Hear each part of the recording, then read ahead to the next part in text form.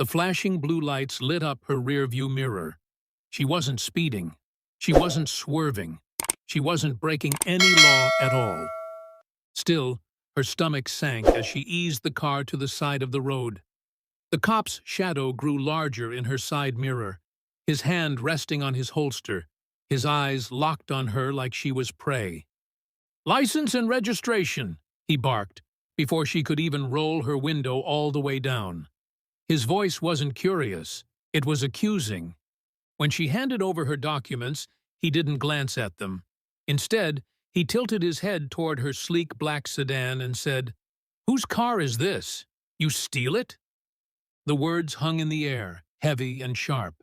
She froze, her grip tightening on the steering wheel. Around them, traffic slowed. People stared. Some even pulled out their phones. He leaned closer. "Don't lie to me. I know a stolen car when I see one. And I know when someone doesn't belong behind the wheel." The anger burned inside her, but she didn't raise her voice. Not yet.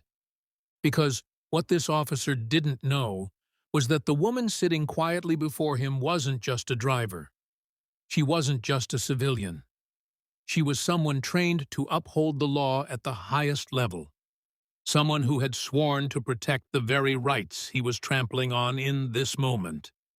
And in a few seconds, when she reached into her bag and pulled out what she always carried, this roadside humiliation was going to turn into the most unforgettable moment of his career. But the question was, would he learn his lesson before it was too late? Or would this confrontation expose something far bigger than either of them expected? Monica Harris had never been the kind of person to draw attention to herself. At 34, she'd built her life on quiet determination and discipline. Born and raised in Atlanta, she had worked her way through college, law school, and finally into a position with the U.S. Department of Justice as a federal civil rights investigator. Her job wasn't glamorous, at least not in the way television made it look. There were no car chases or dramatic arrests. Most of the work was paperwork, interviews, and the meticulous piecing together of cases that could take months or years to resolve. But it was important work, work that meant something. To her, justice wasn't a word. It was a promise. And that's why she always carried her badge, even when she wasn't on the clock.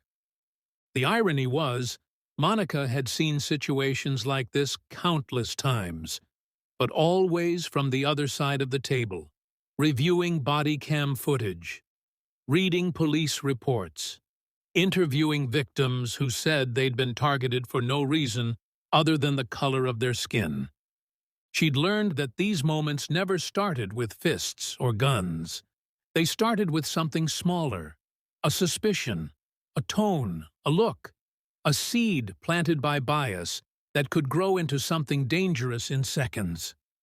She knew how fast things could escalate. She knew how quickly an officer's hunch could turn into someone's nightmare. And now, without warning, she was in the middle of it. That Saturday afternoon had been ordinary. She'd left a friend's baby shower, stopped at a small bakery to grab cupcakes for her mom, and was heading home in her new car, a reward to herself for years of hard work. It wasn't flashy, but it was beautiful. Deep black with chrome trim, smooth leather interior, and the kind of quiet purr that made driving feel effortless. She hadn't even made it 5 miles when the lights appeared behind her. At first, she thought it was coincidence. Maybe he was after someone else. But when the siren chirped and the cruiser pulled directly behind her, she knew. She pulled over quickly, hands visible, remembering all the advice she'd given others in community workshops about staying safe during traffic stops. She rolled her window down, kept her voice steady. But from the first moment, it was clear the officer wasn't there for a routine check. His eyes weren't on her face. They were scanning her car, his jaw tight. And then came the accusation: stolen vehicle. The words felt surreal. She had the registration in her glove box. Her driver's license matched the address on it. The car was financed in her name. But none of that mattered to him. She could see it in the way he stood, in the way he talked. Like the evidence didn't matter. Only his assumption did. Traffic moved past them in slow motion. A man in the passenger seat of a passing truck craned his neck to watch. Two teenagers on the sidewalk stopped walking and started recording on their phones. Monica took a slow breath. She'd been in tense situations before, interviewing hostile witnesses or standing outside courthouse doors while protesters screamed in her face. But this was different. Because this time, she wasn't there as Investigator Harris. She was there as Monica, a black woman alone on the side of the road with an officer who had already decided she was guilty. The officer, his nameplate reading Danvers, didn't ask where she was coming from or if she knew why she'd been pulled over. Instead, he walked around her car like a predator circling prey. "Step out of the vehicle," he said sharply. Monica kept her voice calm. "Officer, could you please tell me why?" "Step out. Now." His tone had the finality of someone used to obedience. She unbuckled her seatbelt and stepped onto the hot asphalt. The late summer sun beat down, but the air felt cold. Danvers's hand brushed his holster again, as if to remind her of its presence. "This car was reported stolen," he announced, loud enough for the bystanders to hear. "That's not true," she replied, her voice measured. "Ma'am, I'll decide what's true," he snapped. "Until I confirm your story, you're being detained." More people were stopping now.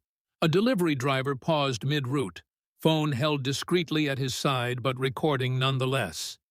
Danvers ordered her to place her hands on the hood. She complied, not because she was afraid of him, but because she understood the danger of resisting, even when in the right. He began questioning her about where she bought the car, what dealership, what date, who financed it. She answered each calmly, though she could see in his face he wasn't processing the words. He was waiting for her to slip, to give him a reason to escalate further. Then he called for backup. The radio squawked, "Unit 27 requesting another car at Peachtree and 14th. Possible stolen vehicle. Suspect detained." Suspect. The word burned. Monica glanced toward the crowd. She saw concern in some faces, skepticism in others. A young black mother with a stroller shook her head in disgust. Backup arrived within minutes. Another cruiser pulling up behind the first. A younger officer stepped out, scanning the scene. His gaze flicked from Monica to Danvers, then to the phone's recording. Danvers motioned him over. "Run her plates again. This has to be the one from last week." The younger officer tapped into his computer. "Plates are clean. Registered to Monica Harris, Atlanta, Georgia. No flags." Danvers's jaw tightened. "Run the VIN. Maybe they switched plates." Monica felt the heat of frustration rise, but she kept her voice steady. "Officer Danvers, you've already been told this car is registered to me. May I retrieve my identification from the hood where you set it?" "Not until I say so," he said. That was the moment she decided. She wasn't going to just let this end with him muttering, "You're free to go," and walking away. He needed to understand, not just who she was, but what his behavior represented. When the VIN came back clean, Danvers still wasn't satisfied. "Could be a clerical error," he muttered. "These systems aren't perfect." Monica took a slow breath, then straightened. "Officer Danvers, I'm going to reach into my bag and show you something. It's not a weapon. It's identification." His hand twitched toward his holster again. "Slowly," he ordered. She opened her bag deliberately, reached inside, and withdrew a black leather case. She flipped it open. The gold badge glinted in the sunlight. United States Department of Justice, she said clearly, projecting her voice so every bystander could hear. Civil Rights Division, Federal Investigator. The younger officer's eyebrows shot up. A murmur rippled through the crowd. Danvers froze, the color draining from his face. You're with DOJ? Yes, Monica said, holding his gaze. And I am fully authorized to investigate violations of civil rights under federal law, including abuses of power by law enforcement officers. Phones tilted upward, capturing his reaction. She continued, her voice calm but razor-sharp. I know the law, Officer Danvers. I know the limits of your authority, and I know the difference between probable cause and profiling. The younger officer shifted uncomfortably. Danvers swallowed hard. You were just accusing me of stealing my own car without evidence. You were just escalating a situation in front of multiple witnesses when your own partner confirmed the registration was clean. You were just demonstrating exactly the kind of behavior my department investigates. Silence.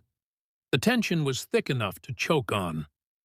Danvers stepped back, muttering something about misunderstanding. But the damage was done. The crowd wasn't buying it. Monica closed her badge and tucked it away, then picked up her license and registration from the hood. Am I free to go? She asked evenly. Yes, ma'am, Danvers said, his voice quieter now. She didn't thank him. She didn't need to.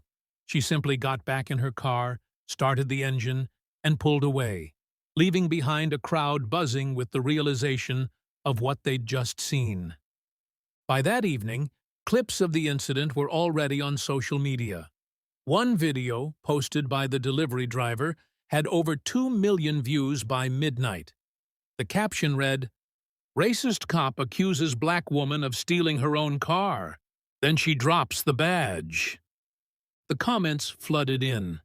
Some praised her composure. Others demanded Danvers be disciplined. Many shared their own experiences, creating a thread of stories too long to read in one sitting. Monica didn't respond to any of it. That wasn't her style.